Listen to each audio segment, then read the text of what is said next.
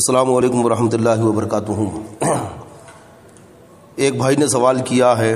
کہ کچھ لوگ کہتے ہیں کہ سنی علماء اپنی مسجدوں میں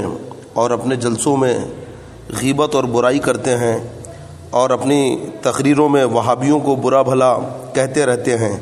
اس لیے سنی علماء کے بیانات نہیں سننا چاہیے۔ تو جواب عنایت فرمائیں کہ اگر کوئی ایسا کہتا ہے تو اس کے بارے میں کیا حکم ہے اور یہ کس حد تک صحیح ہے کہ علماء اہل سنت کے اوپر کس بیانی کا الزام لگایا جائے۔ دیکھیے، اگر کوئی سنی عالم اپنے بیان میں یا جمعہ کے خطبے میں یا تقریر میں وہابی، دیوبندی یا رافضی، خارجی، قادیانی یا جو بھی فرقہ باطلہ ہیں ان کی حقیقت بیان کرتے ہیں اور ان کے عقائد کفریہ بیان کرتے ہیں تو یہ غیبت اور چغلی نہیں ہیں، بلکہ یہ عین ثواب کا کام ہے اور لوگوں کو ان کے عقائد سے، عقائد بد سے اور ان کی فریب کاریوں سے بچانا ہے۔ رہا ان کی بدعقیدگی ظاہر کرنا تو یہ غیبت یا پھر ان کی برائی کرنا نہیں ہے، بلکہ یہ قرآن کا طریقہ ہے اور رب تبارک و تعالیٰ نے قرآن کے اندر گستاخ رسول، جس نے رسول پاک صلی اللہ تعالیٰ علیہ وسلم کو معاذ اللہ مجنون اور پاگل کہا تھا، تو اس نے ایک جھوٹی بات کہی، رسول پاک صلی اللہ علیہ وسلم کو مجنون کہا، اللہ نے قرآن میں اس کے 10 عیب بتا دیے۔ اس کا نام ولید بن مغیرہ ہے کہ جس نے رسول پاک صلی اللہ تعالی وسلم کو معاذ اللہ پاگل اور جھوٹا کہا، تو رب نے کلام مجید میں ارشاد فرمایا، وَلَا تُطِعْ كُلَّ حَلَّافٍ مَّهِينٍ ہمازٍ مشاء بنمیم مناع للخیر معتد اثیم عتل بعد ذلک ظنیم۔ رب تبارک و تعالیٰ فرماتا ہے،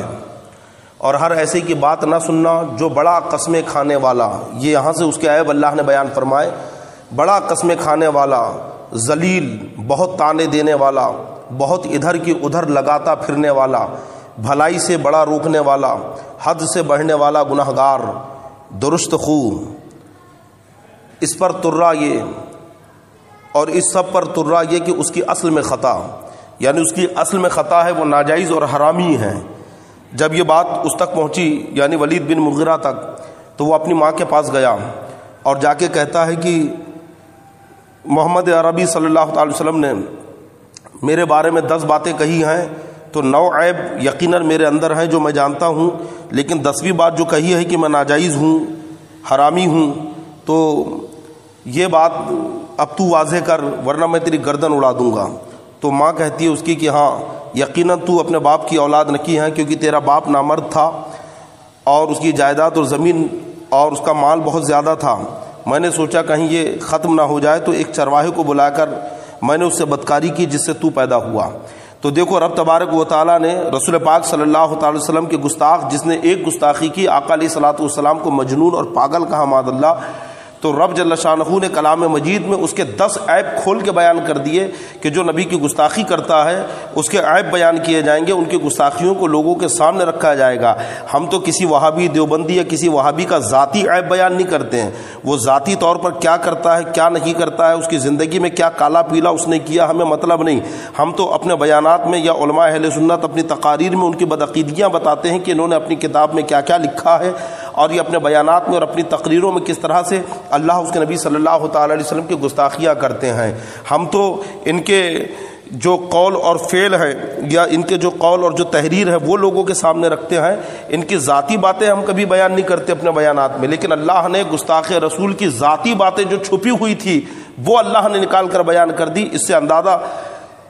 آپ کر لیجئے کہ رسول پاک صلی اللہ تعالی وسلم کی گستاخی کتنا بڑا جرم ہے کہ جو گستاخ ہوگا اس کے ذاتی عیب تک نکال کے بیان کر دیے گئے، اور جب دنیا میں اتنی رسوائی ہے تو آخرت میں اس کی کتنی رسوائی ہوگی۔ یقیناً جو آقا علیہ الصلوۃ والسلام کو اپنے بڑے بھائی کی طرح کہے، جو رسول پاک صلی اللہ تعالی وسلم کو گاؤں کے پردھان اور چودھری کی طرح کہے، جو آقا علیہ الصلوۃ والسلام کو پوسٹ مین کی طرح بتائے، جو رسول پاک صلی اللہ علیہ وسلم کے علم کو جانور اور بچوں اور پاگل کے علم سے تشبیہ دے، جانوروں کی طرح آپ کے علم کو بتائیں۔ جو رسول پاک صلی اللہ تعالی وسلم کو یہ کہے کہ مر کے مٹی میں مل گئے تو یقیناً وہ گستاخ ہے، اور ایک نہیں ہزار بار ہم ان کے عیبوں کو اپنی مسجدوں میں اپنی تقاریر میں بیان کریں گے، اور انشاءاللہ تعالی آئندہ ایسی نسلیں چھوڑ کے جائیں گے جو وہابی دیوبندی اور جتنے بھی گستاخ رسول ہیں ان کے چہروں سے ان کی بدعقیدگیوں کا نقاب اتارتے رہیں گے اور ان کی حقیقت لوگوں کے سامنے بیان کرتے رہیں گے۔ سرکار اعلی حضرت نے ہمیں یہی سبق پڑھایا ہے، حشر تک ڈالیں گے ہم پیدائش مولا کی دھوم، مثل فارس نجد کے قلعے گراتے جائیں گے، خاک ہو جائیں عدو جل کر مگر ہم تو رضا، دم میں جب تک دم ہے ذکر ان کا سناتے جائیں گے۔ السلام علیکم ورحمۃ اللہ وبرکاتہ۔